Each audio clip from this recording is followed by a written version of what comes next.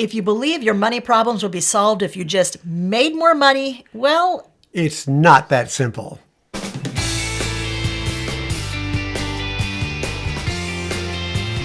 Whether your money problem is the fact that you get 10 days before the end of the month and you run out of money, you get to the end of the month and there's no money in the bank account, you haven't paid off as much debt as you would like, or you haven't saved as much money as you would like.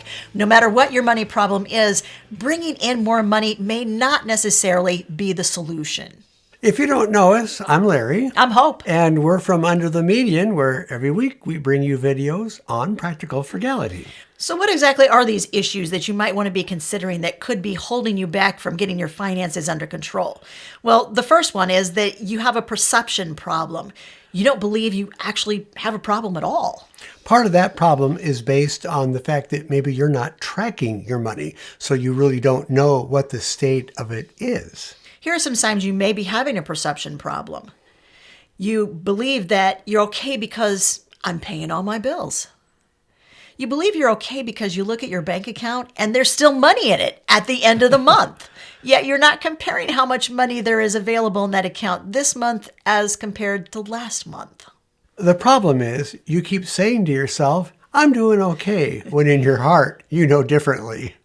You need to get really honest with yourself and face those fears, because once you have acknowledged them, then you can change them. Number 2, you have a habit problem. You're in the habit of doing things that are actually working against you.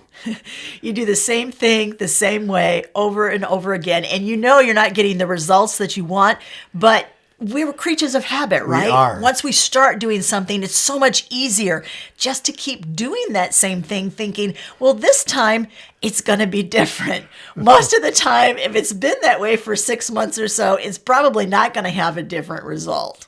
Here is a really good solution for that. Start examining exactly what it is that you're doing. Look for different ways to do things. Put a little different slant on it, and you're going to find a different result. The third thing that you might be doing that is self-sabotaging your money problems is that you have a mindset problem. You don't believe in your heart that you really can make progress on your financial goals. You don't believe you can pay down that debt. And you do believe, however, that you're going to be making a car payment every month for the rest of your life. As long as you believe that, then the problem is you'll stay stuck there.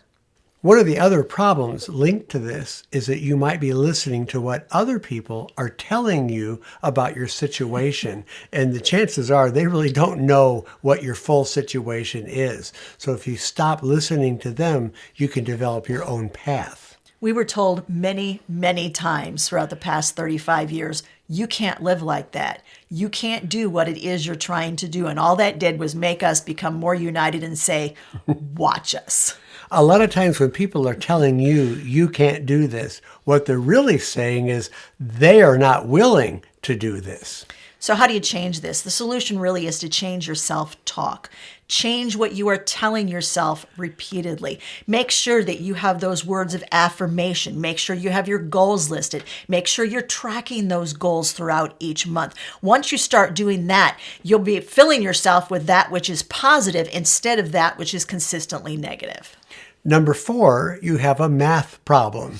You're not really evaluating mathematically what you're doing every week or every month on your budget. So you have no way of tracking it or knowing exactly how you're doing.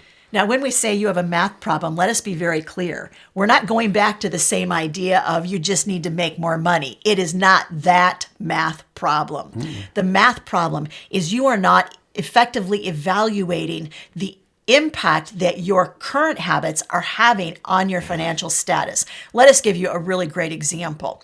If the question that you're consistently looking at and asking yourself is, what is my monthly payment? That is not the question that you should be asking yourself or looking at. You should be focusing on the total payoff amount. You should be focusing on how that one item that you are making payments on right now, how that's impacting your desire to become debt-free or impacting those other other really important goals that are important to you down the road. Once you begin focusing on, wait a minute, once I get this car paid for, look at the amount of money I'm going to have freed up to put toward these other goals. So you change just the whole method of the way that you're looking at it. And once you kind of make that flip in your head, it makes it so much easier to stick to it and to continue not only to pay off that item, but to pay it off far more quickly. Another good way to handle this is to multiply everything by 12. In other words, your monthly payment by 12, so you have a good handle on what this is costing you each year. That cable bill that you're paying that's $100 a month adds up to $1,200 a year. That looks a lot different, doesn't it? Habit number 5 that might be holding you back is that you have a consistency issue. You're not being consistent on how you're handling your spending and your savings. So it goes up and down and up and down in a very inconsistent way. It could also be that you are just not trying things long enough.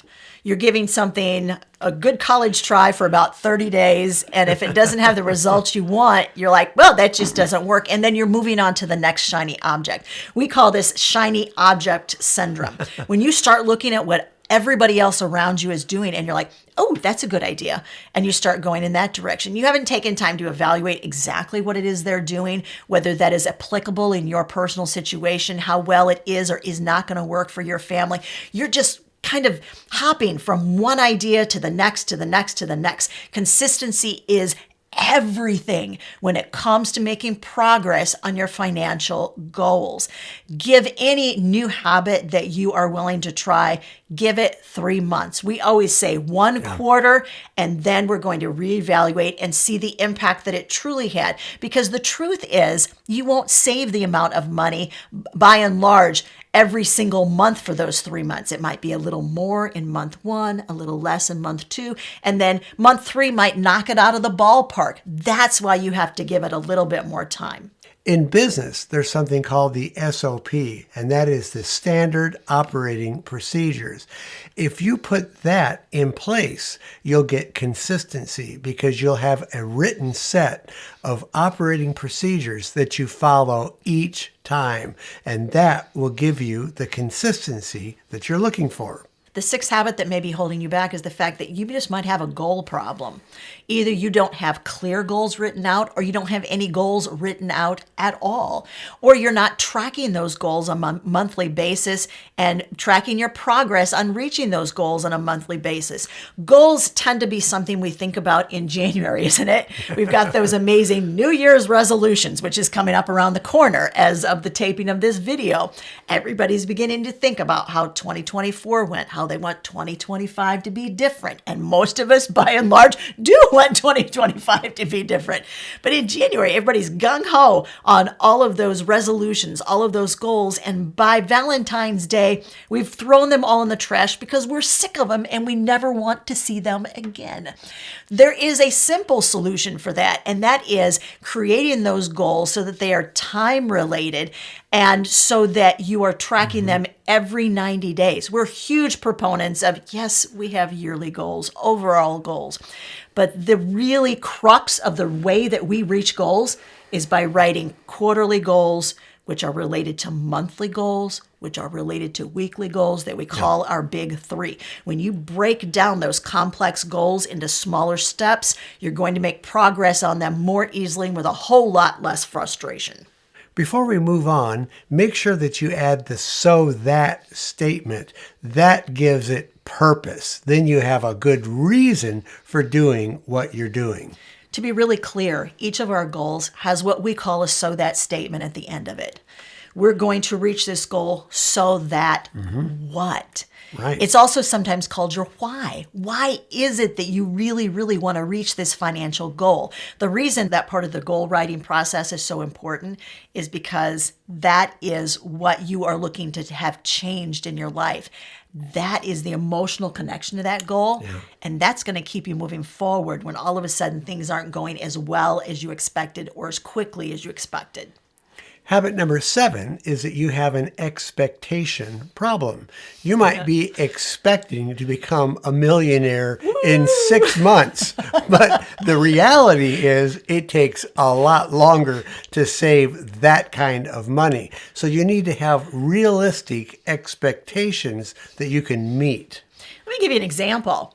When we were first married, and if you followed us for any length of time, you may or may not know that 60 days after we got married, we were flat broke.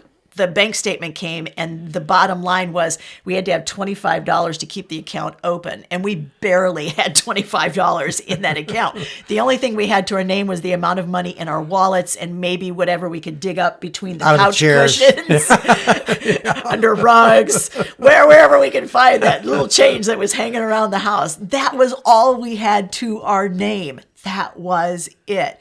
Our first goal was to figure out a budget so that we were saving $25 a month. I'm not joking. But when we reached that goal, we were like, holy cow, this is possible. Then we made that number a little bit larger. Then we enlarged our scope of what was possible for us to do on our income.